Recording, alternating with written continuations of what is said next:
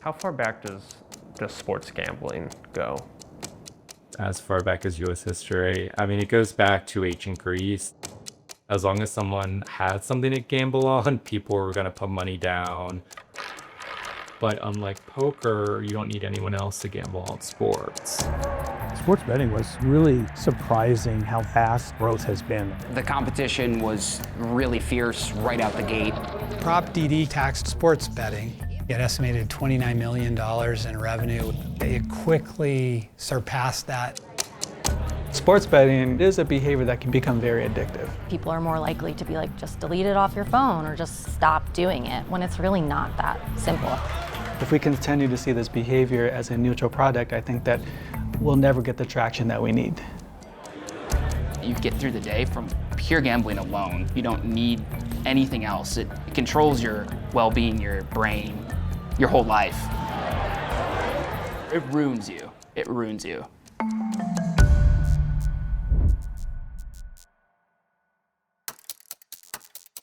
Can you tell me about your personal experience with sports gambling? I want to say probably junior year in college. There were some bookies going around school, college kid, not much money. Really found an outlet into what sports gambling could do. You think that you can master it in some type of way. We pulled together some money, they ended up winning. That was the point that it kind of catapulted to, we should do this more than just a hobby. Down through the ages, man's quest for easy wealth has often led to gambling. There have always been those who chose to worship at the altar of that fickle goddess, chance. On November 5th, 2019, Colorado voters narrowly approved Proposition DD, officially legalizing sports betting. 6 months later, in May of 2020, Colorado became the 18th state to begin accepting wagers. Fast forward 5 years, and Colorado has brought in more than $2 billion in gross gaming revenue from sports betting, offers more sports books than most states, and is one of the most active table tennis betting markets in the country. So, how did we get here? My name is Kyle Cook. I'm the news editor at Rocky Mountain PBS and a lifelong Orioles fan. Does the $1.19 I scored on a same-game parlay make me a sports gambling expert? Maybe. But in this 4-part Rocky Mountain PBS original series, I will be looking in-depth at the rise, the boom, and the consequences of legalized sports betting in Colorado. But before we step back 5 years, let's step back 5,000 years. This is Cash Out.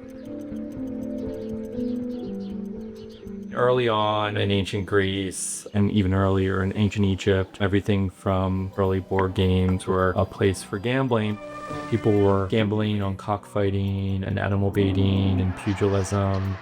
The organization of the Olympics, it takes on another level because everyone's watching. It's always been built into human interaction. I mean, humans are competitive and it's another way to be competitive.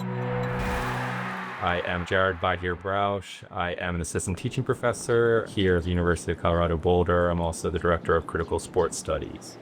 What would your response be to someone who's like, well, people have been gambling on sports for a millennia, so why is it a problem now? Because we have cell phones. I mean, ultimately, the smartphone has completely changed the way we gamble. The convenience of mobile gaming makes it easier to compete against those illegal and offshore operators. As of November 2025, there are more than 40 legal sportsbooks in the United States, many of which offer mobile apps. This number fluctuates as operators enter and exit the market, and regulators and access to these apps differ by state. The apps use location tracking to ensure users are in a state where the books can legally operate. Being able to go on your phone, the FanDuel's, DraftKings, BetMGMs of the world. The first state for that to exist in was in New Jersey. I live local, so I can come here anytime I want. My name is Pat Eichner. I started with PointsBet in New Jersey. Stay sharp. And then ended up moving to Colorado with the company January of 2021. Take us back to 2019. What do you remember about sports betting at that time when it was kind of like budding? Yeah, no, the competition was really fierce right out the gate. The PointsBet office, we were next to DraftKings, we're in Hoboken. William Hill was right there next to us in Jersey City. BetMGM was right next to us in Jersey City. Absolutely felt like that startup culture. The average age was probably 27, 28 years old. I don't know for certain, but I'd imagine we were 95% male. Felt like you were going to recreational sports with your friends. I loved it and wouldn't trade the experience for the world. Would you have guessed that this is where sports betting would be now? I think I would have guessed 2019 to 2025 that this is the trajectory we were on. In May of 2018, the Supreme Court overturned the Professional and Amateur Sports Protection Act, or PASPA. This decision effectively allowed states to decide whether or not to legalize sports betting.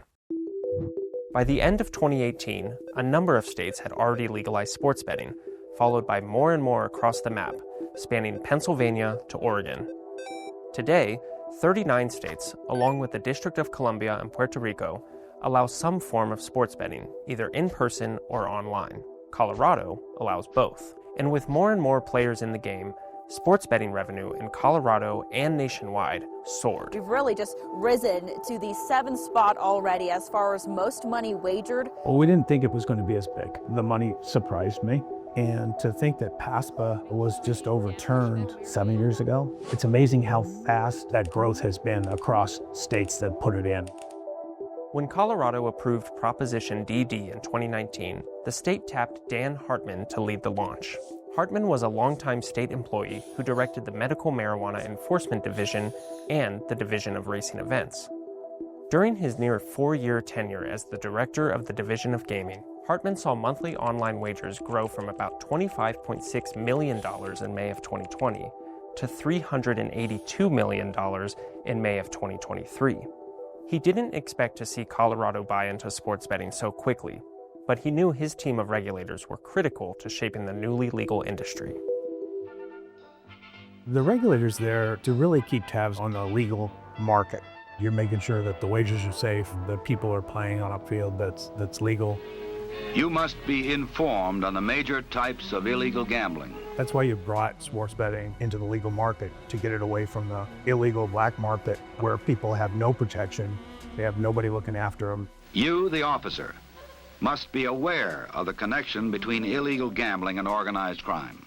You helped establish the Medical Marijuana Enforcement Division. Yep. Were there any parallels in those two industries? There's a lot of parallels. You know, you really did it for the same reason. You did it to create a safe, legal market. Colorado blazes a new trail, amending the Constitution and saying it's okay to light up. When I explain to people the way that sports betting works, the easiest thing to equate it to is really how marijuana is rolled out across the country. Every state is essentially its own country. They get to set their own rules and regulations. It's very similar to the marijuana debate, where we said, if this is going to occur, well, we might as well have a mechanism that allows us to enjoy a revenue stream that ultimately helps all Coloradans. In marijuana's case, education funding. For the most part, marijuana taxes are split between schools and the rest of state government. And in sports betting's case, water projects. With bettors throwing down some $6 billion last year. And when they lose, Colorado Water hits the jackpot. My name is James Eklund, and I am a partner at Taft, Sherman, and Howard, and I'm the lead of our water law practice. As a semi-arid state, Colorado takes water very seriously. Research emerging in the early 2000s revealed that our state was headed toward a major water shortage, ultimately prompting then Colorado Governor John Hickenlooper to commission the Colorado Water Plan. The plan identified new water projects, collaborations, and modern conservation efforts to address the shortage. The man behind the plan was James Eklund. The plan required a steady stream of funds for the hundreds of water projects across the state. In 2018, when Colorado was hit with a major drought, conversations about the state's sports betting legislation also started swirling. Funding for water projects floated to the top of legislators' minds. Prop DD really needed to be tethered to a social good that people could get behind and feel good about. I should probably take my hat off for that. It was kind of this interesting alliance of gaming operations and water and environmental groups, people that wanted to see water projects be successful in Colorado and funded. Proposition DD was a bipartisan ballot measure put forth by state lawmakers in 2019. A yes vote meant legalizing sports betting in Colorado and using the tax revenue to fund state water projects. The measure passed by a slim margin. If we didn't have a state water plan, I don't think you would have gotten the buy-in that would be necessary for the tax to have passed and for the legalization to have occurred. Colorado taxes sports betting revenue at 10%, which is relatively low compared to other states. But what does that actually look like? Let's say your bet hits and you win $100. You won't actually get all of that money. Some will be taxed by the federal government, and some will be retained by operators as a commission. That commission is then taxed by the state. This is all assuming that you won your bet. If you lose, all of your winnings go back to the operator, meaning more tax money for the state. When Prop DD taxed sports betting, it estimated $29 million in revenue. I think the first year it came in shy of that. Second year, it was right around that. And by the third year, it had overwhelmed that amount. So that's why we have Prop JJ. That's how we got to another revenue stream that is brought in to pay for water projects. In 2023, voters passed an amendment which removed the $29 million cap set by Prop DD. And looking at today's numbers, that proved to be a lucrative decision. Colorado raised about $37 million in tax revenue in the 2024-2025 fiscal year. As of July 2025, Coloradans have placed more than $25.2 billion worth of sports bets in the 5 years since books opened. That translates to more than $116 million in tax revenue, the majority of which was allocated for state water projects. If you all were to do it all again, what would you do differently about where you would allocate the money? Water is such a big deal in the western states. To have the kind of foresight to say, look, we've got this water plan, it needs a lot of money to fund it. We were able to find a new source of revenue that could do it without raising taxes in a different way. I'm really glad that we, as a state, saw fit to channel that revenue into water projects because we need every bit that we can get. We've called James Eklund the water boy because he knows what this proposition means for the state's water plan. If we don't fund that plan, then it's hollow. Especially if you're a planner, you never want to bank on millions and millions of dollars magically appearing in your budget. If sports gaming continues to grow at the clip that it's been growing, I think that dependence is probably well placed. Pay for projects that help save water. But we've got to be smart about how many eggs we've put in this basket. Because if we put them all in there, or if we put too many, then we will have an over-reliance on the revenue stream. But I just don't see a lot of other mechanisms, other revenue streams that haven't been tapped yet, coming online to do some of that lift, or at least at the magnitude that sports betting has been able to accomplish. In fact, the State Division of Gaming says $25.5 million in online wagers were placed in the month of May. The fact that Colorado did open during the heart of COVID, May of 2020, probably pretty safe to assume that folks were glued to their screens more than ever before. It still surprises me to this day to see how much people play on table tennis. I see billboards, I see Instagram ads, and all social media. Constant Kevin Hart commercials. DraftKings, these offers got me hyped. You go out to eat, it's on at the bar. Constant promotional bets. It feels inescapable at times.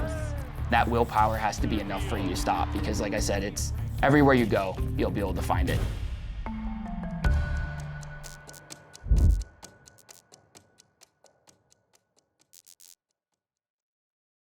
If you or someone you know is experiencing problem gambling, you can call 1-800-GAMBLER or visit the Problem Gambling Coalition of Colorado website to learn more.